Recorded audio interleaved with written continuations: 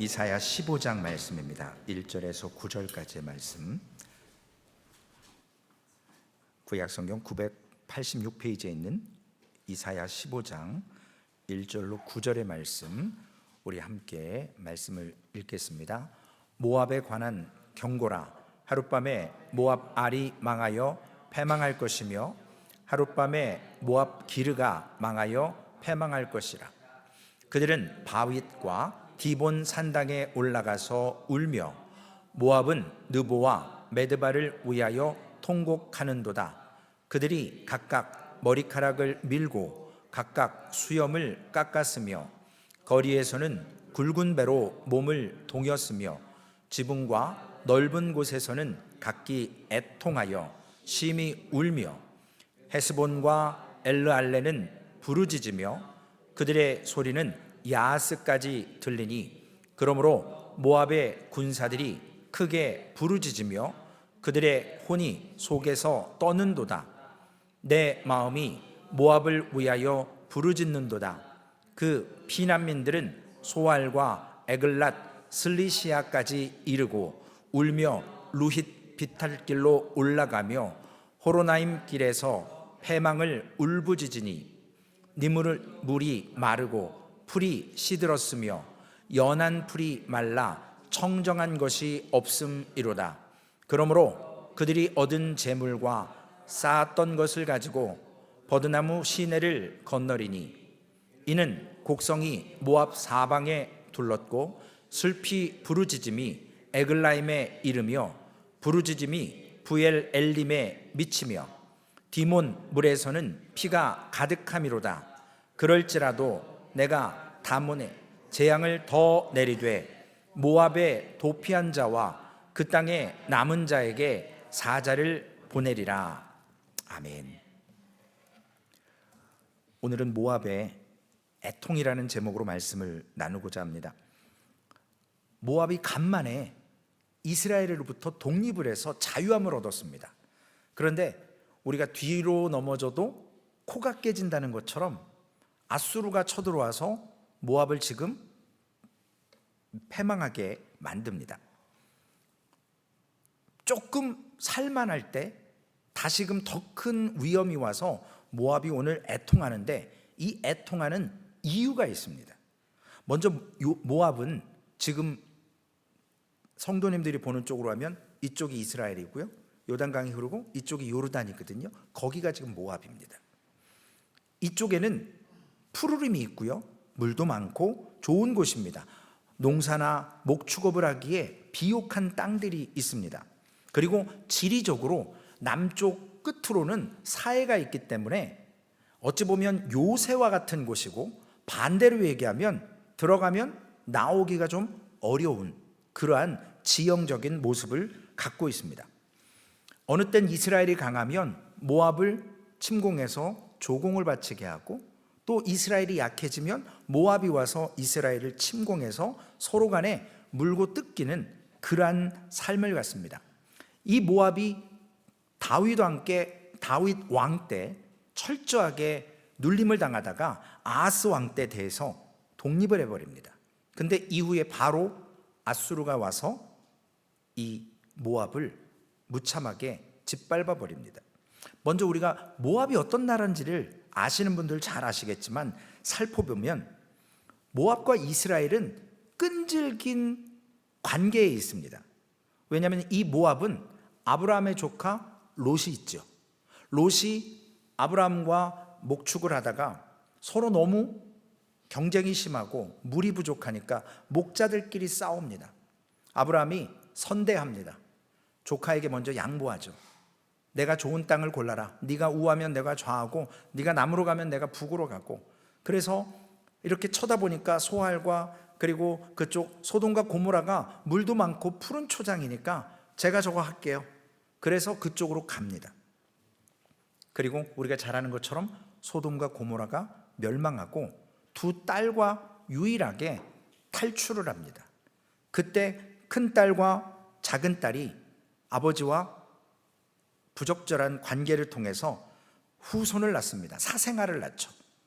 사생아라는 말은 우리가 결혼하지 않은 남녀 사이에서 태어나는 아이를 사생아라고 하는데, 작은 딸에게서 난 게 암몬이고 큰 딸에게서 난 게 모압 족속들입니다. 그러니까 아브라함과 친족이기도 하고 이스라엘과 관계가 있지만 이스라엘이 은근히 모압과 암몬을 별로 좋아하지 않습니다. 창세기 19장에 보면 이러한 모습들이 기록이 되어 있습니다. 그렇기 때문에 모압은 늘 이스라엘이 장자의 모습인 거고 자기들은 사생자고, 우리가 어떤 열등감이 있거나 이런 죄의식이 있으면 길을 못 피거든요. 누군가를 바라볼 때 온전히 바라볼 수가 없습니다. 이 혈연 관계로는 가깝지만 마음으로는 너무 먼 모압과 이스라엘의 모습인데, 이 모압과 어디에서 만나냐는 거예요. 출애굽할 때 만납니다. 출애굽하고 가나안 땅으로 들어올 때 좀 가까이 넘어가고 싶은데 모압이 반대하죠.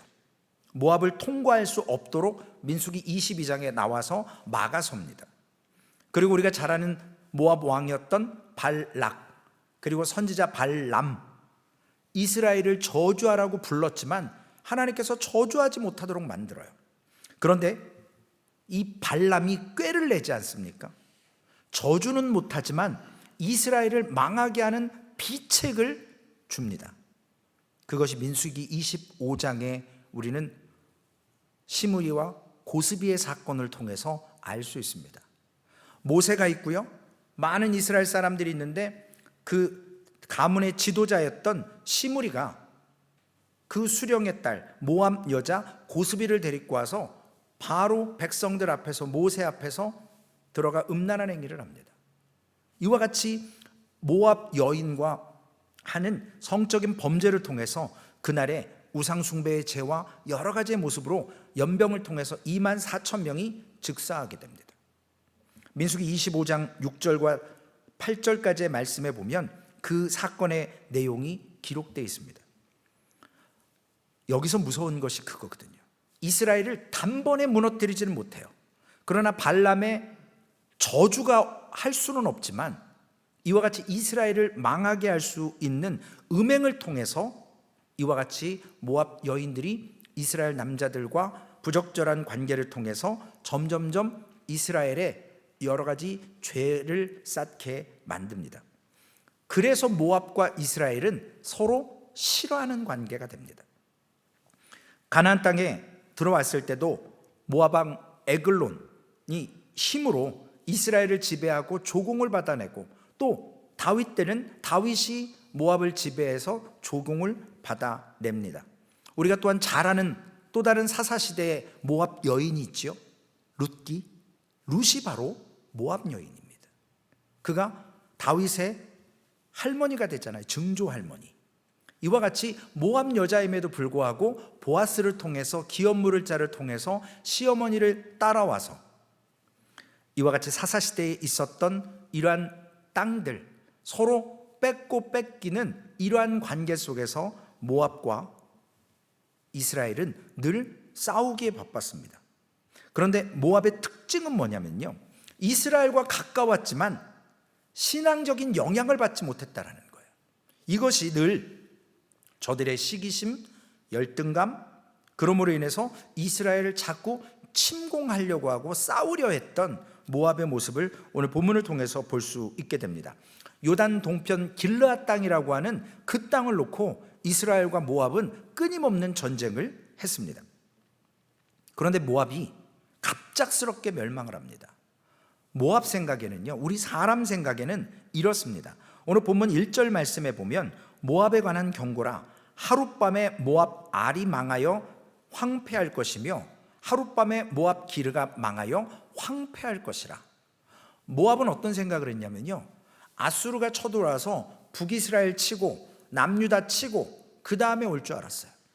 근데 남유다 예루살렘이 아직 하나님의 때가 아니고 아직 영적으로 예배가 살아있기 때문에 하나님이 멸망시키지 않고 무너뜨릴 수 없으니까 바로 모압을 쳐버렸습니다. 모압은 우리는 아직 아니야, 다음 차례야 이러고 기다리고 있다가 당해버렸거든요. 오늘 본문의 알과 기르는 당시에 가장 중요한 도시였다고 합니다. 그리고 하룻밤이라는 사이는 그냥 급작스러운 거예요. 뭔가 대비하고 준비할 수 없는 것, 이러한 모습들, 언제 공격할지 모르는 그러한 기습을 통해서 망했다라는 것을 1절을 통해서 알 수 있게 됩니다. 그런데 아까 말씀드린 것처럼 이 모압은 현대의 벙커와 같이 잘 요새와 같은 곳이었음에도 불구하고 설마 우리가 망하겠어? 그런데 아수르에게 망하게 됩니다. 예루살렘 역시 망하기 직전까지 갔다가 기사회생 살아납니다. 그런데 이사야는 오늘 아수르가 예루살렘은 침범하지 못할 것이라고 예언하면서 하나님께서 오늘 이 예루살렘은, 모압은 망했지만 왜 망했을까요? 하나님이 버리셨어요. 영적으로 가망이 없었기 때문에. 그러나 예루살렘은 하나님 앞에 아직도 애통하는 모습이 있었거든요. 예배가 살아 있었습니다. 좀 더 기다리고 회개해야지가 아니라 하나님이 주시는 고난과 말씀 앞에서 기도하고, 열등의식이 아니라 하나님 앞에서 선민의식이 아니라 말씀을 주신 그 말씀대로 무릎을 꿇고 하나님 앞에 회개했던 모습이 있었다라는 것입니다. 그런데 오늘 하나님께서 모세 율법을 통해서 모압 사람들에게 저주하신 내용이 있습니다.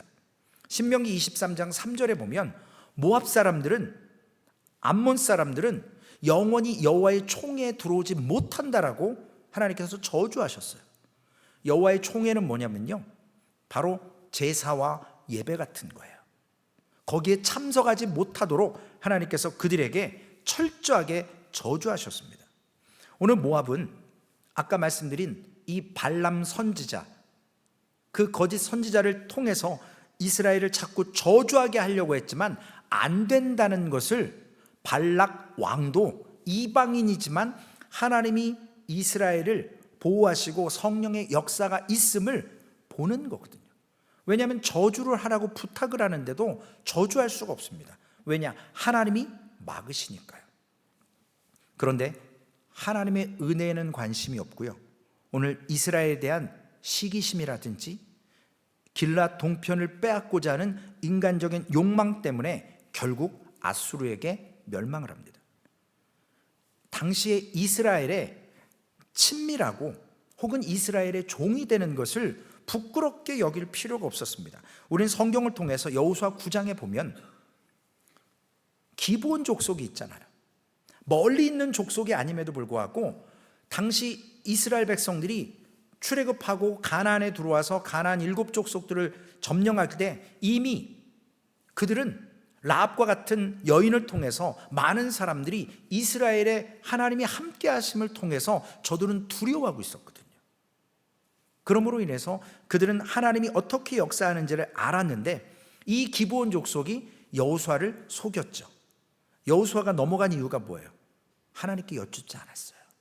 여호수아도 우리가 요즘에 이제 시작을 하지만 하나님의 신, 하나님의 영이 임한 사람이고 나중에 모세에게 기름 부음 받을 때 분명히 하나님께서 모세에게 말씀합니다. 그에게 하나님의 거룩한 영이 있고 그에게 안수하라고 그래요. 안수를 받고 거룩해지는 게 아니고 이미 성막에서, 성전에서, 회막에서 모세는 하나님과 대면하고 자기의 진으로 가지만 여호수아는 늘 예배의 장소에 남아있는 것을 우리가 지난주에도 말씀을 나눴습니다. 세상의 종은 두렵고 어렵지만 이 기브온 족속은 어떤 일을 했습니까? 성전의 노예가 됐어요. 나무를 패고 물을 깃는 일을 하면서 가장 중요한 하나님 앞에 제사하는 일에 옆에서 성전 노예로 이방인들이 쓰임받았다라는 거예요. 우린 여기에 주목을 해봐야 됩니다. 하나님의 구원의 역사 가운데 이스라엘 백성을 처음에 선택을 하셨지만 늘 장자의 명분을 갖고 있던, 선민의 명분을 갖고 있던 이스라엘 백성들 주위에는 이방인들이 있었음을 우리는 봐야 합니다. 그래서 하나님은 모든 민족의 하나님이시라는 거죠. 느헤미야 3장 7절에 보시면 이러한 기브온 족속 혹은 느디딤 사람이라고도 이야기합니다.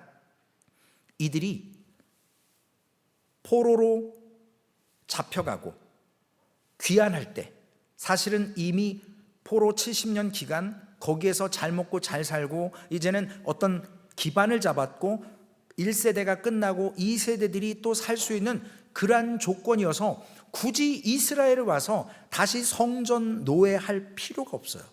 그런데 이 느디딤 사람 혹은 기브온 사람이라고 하는 사람들은 느헤미야 3장 7절에 보면 저들이 초기 포로 귀환하는 사람들과 함께 와서 예루살렘 성벽을 짓는 일에 동참하고 그들의 이름이 기록되어 있는 것을 보게 됩니다.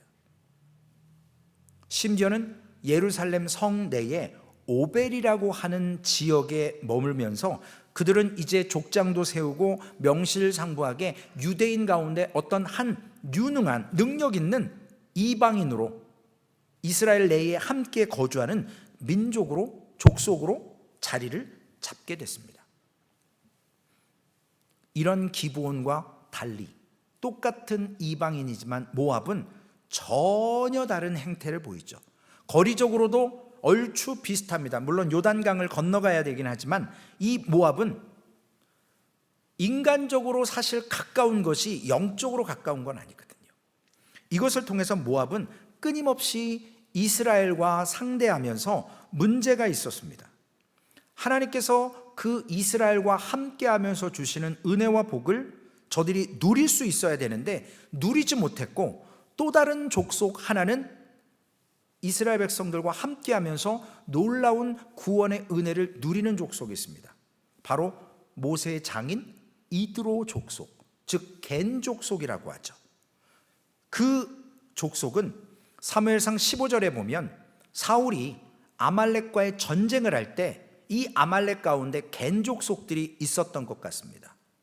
침공 계획을 미리 알려줘서 아말렉 족속으로부터 겐 족속 사람들은 도피하라고 얘기를 해줘요. 하나님께서 그들을 보호하십니다. 비록 이스라엘 백성들, 선민이라고 하는 사람들 주변에 있는 이방인이지만 하나님께서 이렇게 사용하시고, 좀 표현은 그렇지만 은혜를 구걸했지만 그들에게는 놀라운 구원의 역사가 있었던 것을 보게 됩니다. 근데 중요한 것은 그들이 은혜를 사모했지 이스라엘 백성들이 저지르는 우상과 정욕과 세상적인 교만과 타락의 생활은 배우지 않은 것을 우리는 중점을 두고 우리가 그러한 것을 추구해야 된다는 것입니다. 하나님께서 때로는 공평하지 않지만 하나님께서는 또 공평하신 하나님이신데요, 이와 같이 주인의 아들, 장자와 같은 사람들 옆에서 장자는 쫓김을 당하고 장자는 슬피 울지만 그 주변에 있었던 이방인들 양자로 삼아서 하나님께서 놀랍도록 은혜를 베풀어 주시는 것을 보게 됩니다. 그러면 오늘 설교의 제목과 같은 모압의 애통이 본문의 특징입니다. 2절에서 4절의 말씀에 보면 모압의 여러 지명이 나옵니다. 바윗, 디본 산당, 그리고 느보, 메드바, 이런 곳에서 통곡했고 머리를 깎았고 수염을 깎았다고 합니다. 그리고 굵은 배로 몸을 동였고 지붕과 높은 곳에서 각기 애통하며 심히 울었다고 합니다. 헤스본 엘르알레는 부르짖고 그들의 소리가 멀리 야하스까지 울려 퍼졌고요. 그러므로 모압의 군사들이 크게 부르짖으며 그들의 혼이 속에서 떠는도다. 비록 무장하고 있지만 내적으로 불안한 거거든요. 이 모압은요, 이사야의 예언처럼 우리가 잘 모르는 지명들이 나오지만 재난이 생기니까 어느 지역이든 어느 지명이든 안전한 곳이 없다라는 거예요. 제가 요 며칠 시끄러워서 살 수가 없습니다. 위치타 계시는 분들 다 경험하시죠. 뭐 내일부터 에어쇼가 있다고 그래서 막 전투기들이 막 하늘에서 하트 그리고 막 돌아다니잖아요. 오후 한 2시 이후만 되면. 처음엔 뭔가 했어요. 근데 나중에 보니까 에어쇼가 있다고 그러더라고요. 그분들이 훈련을 합니다. 훈련을 하고 그러한 모습들을 하는데 우리가 아무리 다른 아주 진짜 멀리는 모르지만 위치타에 있으면 그 소리를 안 들을 수가 없거든요. 영향을 받게 돼 있어요. 마찬가지로 하나님의 재앙이 내리면 아무리 부유한 나라든 아무리 능력 있는 곳이라도 그 지역마다 오늘 지명이 많이 기록되어 있지만 안전지대가 없다라는 거예요. 네, 집사님 보여주세요. 예, 저기 가운데 이상하게 생긴 거기가 바로 사해죠. 그 건너편입니다. 모압이라고 하는 곳. 그래서 가깝기도 하지만 왔다 갔다 하는 것이 위아래로, 아래쪽은 아예 광야거든요. 그래서 위쪽으로 넘어와야 되는데 쉽지 않은 겁니다. 어떤 성경 해석학자는 이렇게 썼더라고요. 모압은 꼭 뚜껑 닫아놓은 가마솥 같다는 거예요. 밑에서 팔팔 끓는 뜨거운 불이 있고 그 안에는 압력에 의해서 막 안에 있는 모든 것들을 이렇게 데우고 이렇게 삭히는데 아주 무거운 솥뚜껑이 딱 눌려 있는 그 모습처럼 도망갈 곳 없는 모압이를 그렇게 표현을 했습니다. 모압이 왜 애곡했을까요? 오늘 왜 모압이 애통했다라고 기록되어 있을까요? 하나님 앞에서 회개하는 애통이었을까요? 아니겠죠? 멸망했으니까요. 이스라엘 백성들도 회개할 때 모압 사람들과 비슷합니다. 머리를 밀고 수염을 깎고 베옷을 입고 그들이 높은 곳에서 막 통곡을 합니다. 왜 이렇게 하냐면요, 모압의 이 애통의 근거는요, 화가 나서 견딜 수가 없는 거거든요.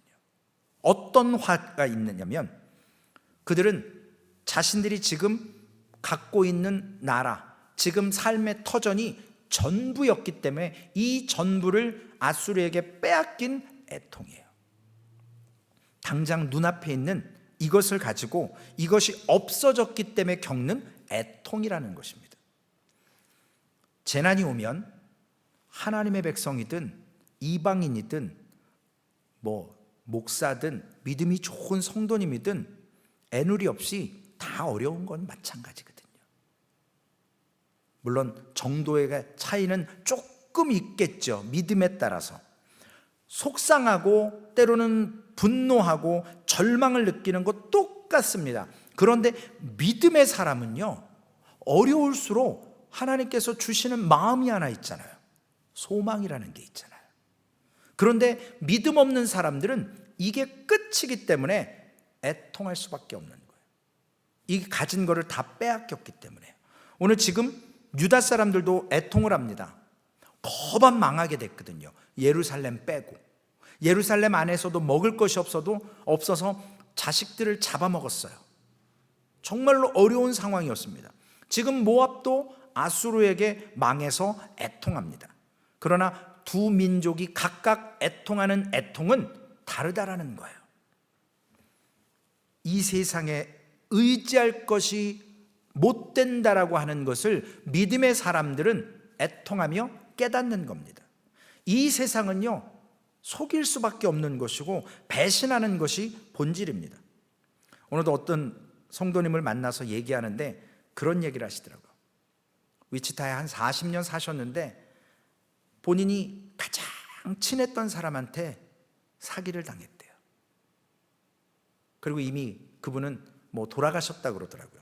제가 어떤 상황인지는 전혀 모르겠지만 그분이 하시는 말씀은 그거더라고요. 사람은 믿음의 대상이 아니라고 얘기를 하시면서 그 말씀을 하시더라고요. 우리가 하나님 앞에 똑같이 속상합니다. 어려울 때. 그런데 하나님을 버리고 이 세상을 의지했을 때 오는 애통은 모압의 애통이에요. 끝이기 때문에. 알면서도 당하고 알면서도 세상을 따라간 후회입니다. 그러나 우리 믿는 사람들의 애통은 하나님 앞에 회개할 소망이 있고 하나님 앞에 돌이킬 때 하나님께서 주시는 은혜가 있습니다. 세상의 것은 잿더미가 되고 완전히 소멸되고 피눈물 나게 하는 것, 물질을 사랑했던 결과겠죠. 물론 저도 자유롭진 않습니다. 물질에. 나오미의 룻의 모습을 우리가 잠시 돌이켜 보겠습니다. 그들은 능력 있는 사람들이었습니다. 그런데 이스라엘 지역에 흉년이 오니까 그 모압으로 이민을 갑니다. 이민을 가서 또 거기에서 어려움을 겪습니다. 피하러 갔는데 거기에서 남편 죽고 두 아들 죽고, 그래서 이제는 더 이상 소망이 없으니까 두 며느리에게 너희 아버지 집에 돌아가서 시집 가라. 나는 내 땅으로 돌아간다.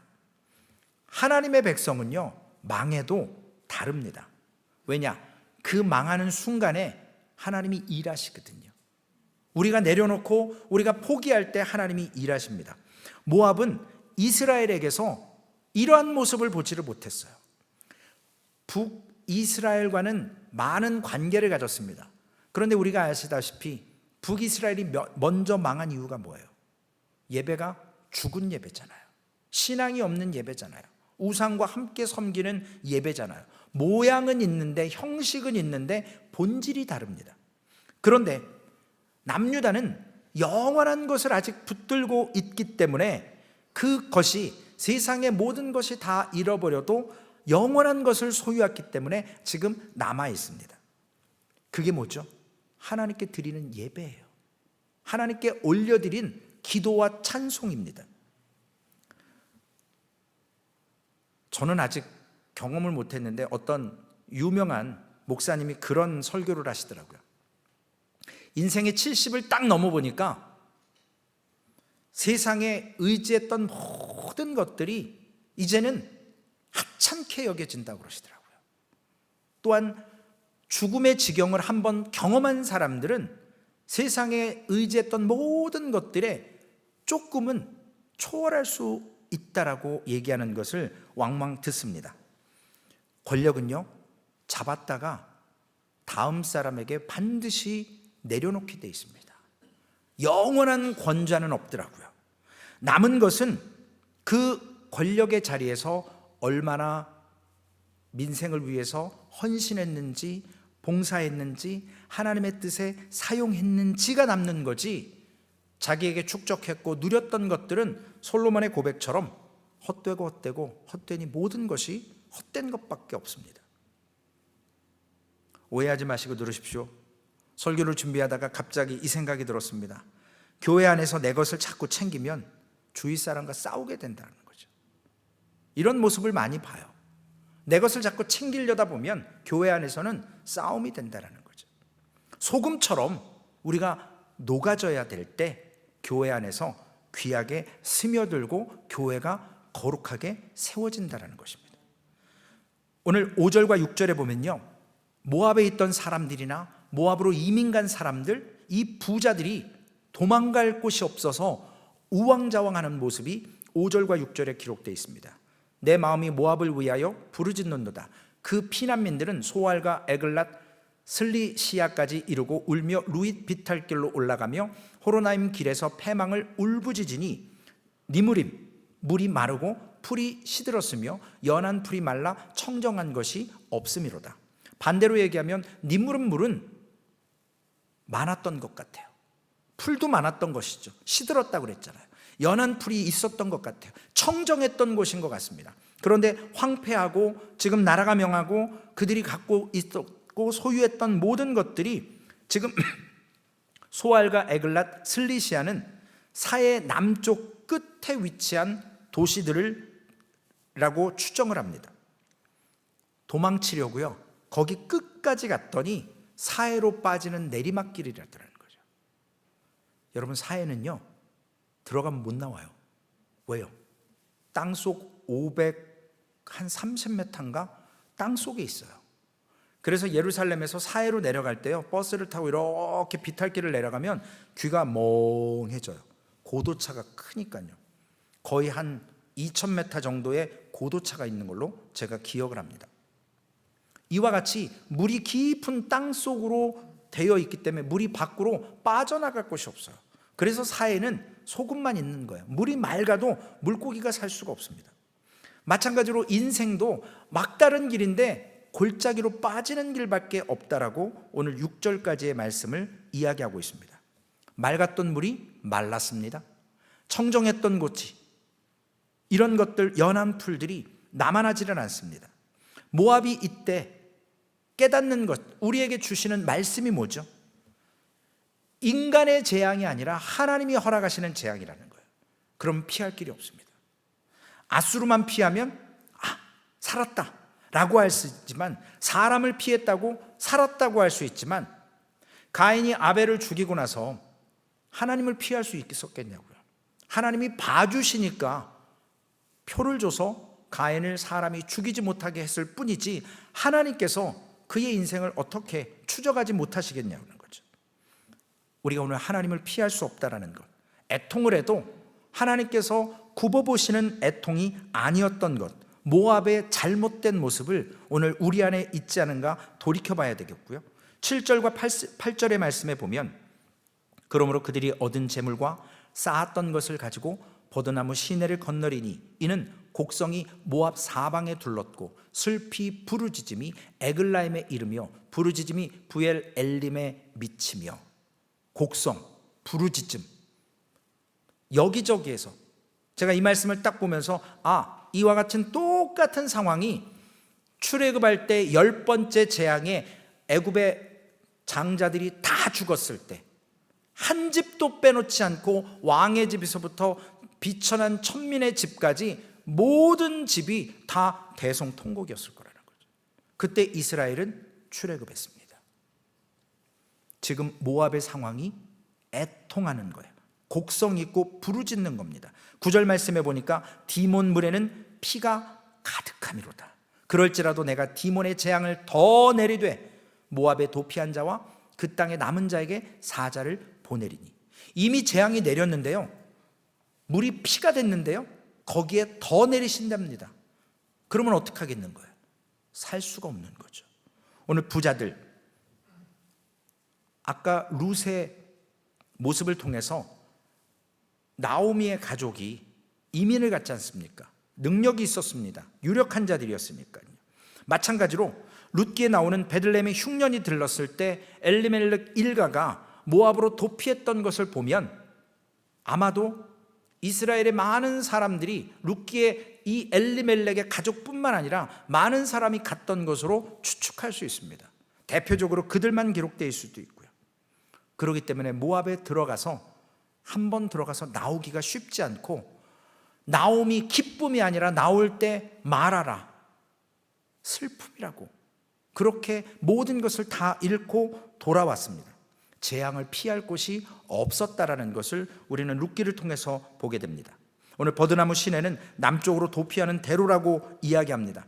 저들이 허겁지겁 챙길 수 있는 급한 돈이나 보석이나 이런 것들 가지고 허겁지겁 도망치지만 재앙이 일어날 때 디몬이라는 모압 사람들이 전쟁이나 재앙이 일어날 때 인신 제사를 드렸던, 제물을 바쳤던 지역입니다. 그곳이 피라는 뜻이고요. 그들 모압 우상이 뭐였죠? 그모스 신이에요. 이 신은요, 피의 신입니다. 결국 피로 망하게 하시는 것을 보게 됩니다. 모압은 위기가 왔을 때 어떤 행동을 했냐면요, 자학을 했어요. 자신들의 몸에 막 칼을 대고요, 상대방을 완전히 겁먹게 하고 질리게 해서 야야, 이 사람들하고는 야 진짜 한번 잘못 건드렸다가는 우리가 다 죽겠구나 하고 초장에 아예 겁을 주기 위해서 막 그냥 활복하고 이런 일들을 했던 모습인 것 같습니다. 우리가 말이 안 통하는 사람하고 말할 수가 없잖아요. 온전하지 않은 사람과 얘기하기가 쉽지 않지 않습니까? 그렇기 때문에 상대방에게 포기하게 만드는, 오늘 감당할 수 없을 것 같은 이러한 악랄하고 잔인했던 모압도요, 아수르한테는 안 되는 거예요. 우리 속담에 뛰는 놈 위에 나는 놈 있듯이 이 모압이 이렇게 자해를 하고 악랄하고 했지만 아수르에게, 사냥꾼과 같은 아수르에게 당하게 됩니다. 한마디로 임자를 만나고 적수를 만난다라는 거죠. 이 말은 우리에게 피할 곳이 없다라는 겁니다. 오늘 말씀을 통해서 모압이 망한 중요한 이유는요, 자족하지 못했기 때문에 그렇습니다.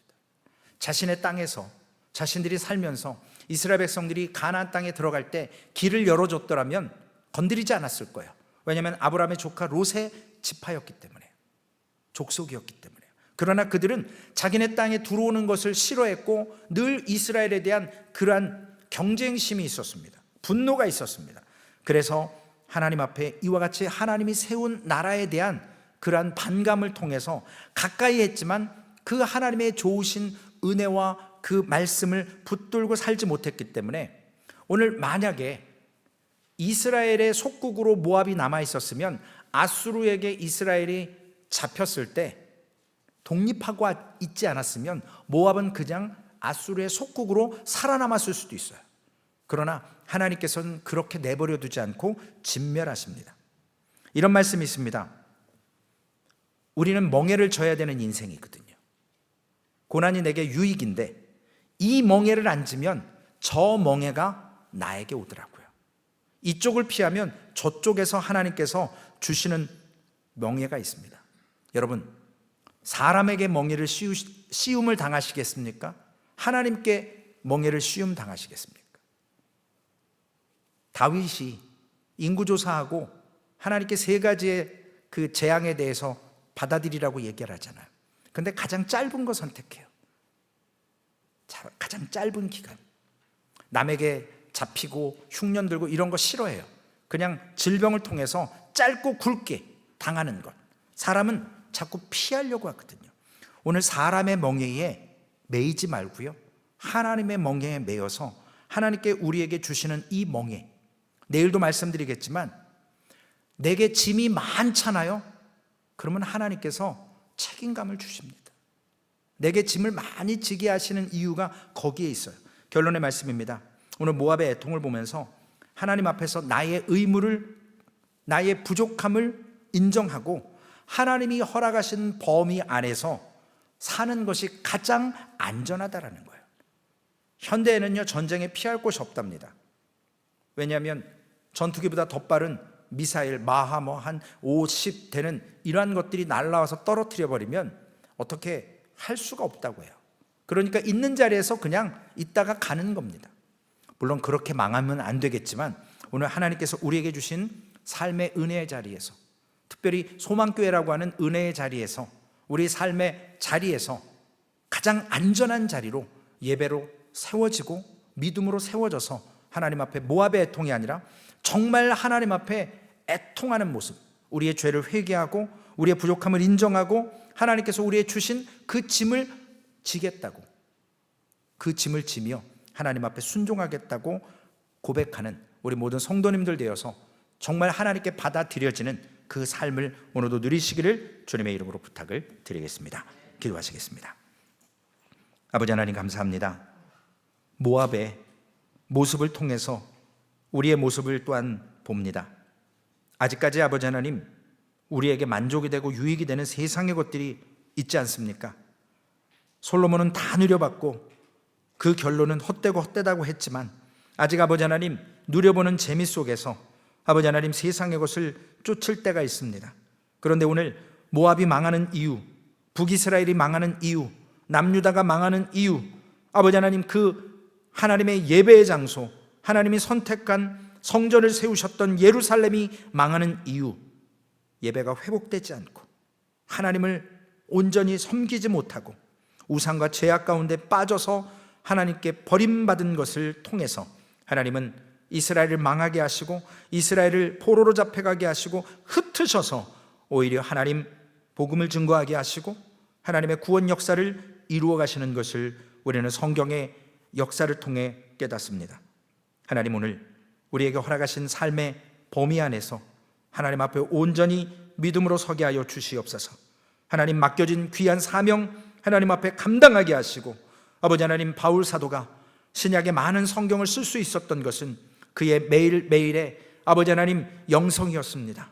매일 하나님의 말씀을 읽고 아버지 하나님, 매일 하나님의 말씀을 묵상하고 매일 하나님이 주시는 생명의 말씀을 아버지 하나님 가죽 종이에 기록하여서 우리가 오늘 신약 성경을 받아 누렸습니다. 주님, 그는 그러한 작업을 할 때 오랜 기간 동안 그 성경을 기록하며 하나님의 말씀을 쓰며 때로는 굶주렸고 때로는 아버지 하나님 매를 맞았고 때로는 아버지 하나님 죽음을 위험에 처해 있었던 것을 바울은 고백합니다. 그러나 그는 오직 하나님의 영광을 위하여서 일평생을 살았습니다. 주님, 그 은혜 안에서 우리 역시도 오늘 사람의 멍에를 지지 않게 하시고 모압처럼 세상의 것을 의지하다가 잿더미로 아버지 하나님 타버렸을 때, 빼앗겼을 때 애통하는 이러한 아쉬움의 애통이 아니라 하나님 앞에 믿음으로 온전히 살지 못했던 부분들, 잠시 하나님을 놓쳤던 부분들, 하나님이 나를 부르셨던 은혜의 자리로 돌아가겠다고 하는 결단의 애통으로 하나님 세워지기를 원하오니, 오늘 이 밤 기도할 때 하나님 우리의 마음과 생각을 붙들어 주셔서 하나님 잠시 흩어져 있던 것들을 다시 한번 세워주시고, 그 믿음 안에서 아버지 하나님 말씀을 붙들고 서는 인생 되게 하여 주시옵소서. 우리 구주 예수님의 이름으로 감사하며 기도 올리옵나이다. 아멘. 하늘에 계신 우리 아버지여, 이름이 거룩히 여김을 받으시오며 나라에 임하옵시며 뜻이 하늘에서 이루어진 것 같이 땅에서도 이루어지리이다. 오늘날 우리에게 일용할 양식을 주옵시고, 우리가 우리에게 죄 지은 자를 사하여 준 것 같이 우리의 죄를 사하여 주옵시고, 우리를 시험에 들게 하지 마옵시며 다만 악에서 구하옵소서. 대개 나라와 권세와 영광이 아버지께 영원히 있사옵나이다. 아멘.